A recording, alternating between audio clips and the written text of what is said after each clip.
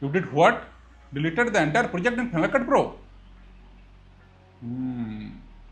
Don't worry, your brother is here. We are going to recover that project in just 2 minutes. Let's dive in. So first of all, open Final Cut Pro app. After that, go to File over here and then go to Open Library and then go to Other. After that, choose your deleted file and click Choose. A new library will be created. Double click here and you can see your deleted project. Just double click here and bang. Now you can finish your editing. So in this way, you can recover your lost project in Final Cut Pro. If you really found this video helpful, do hit the like button and subscribe for more editing tips.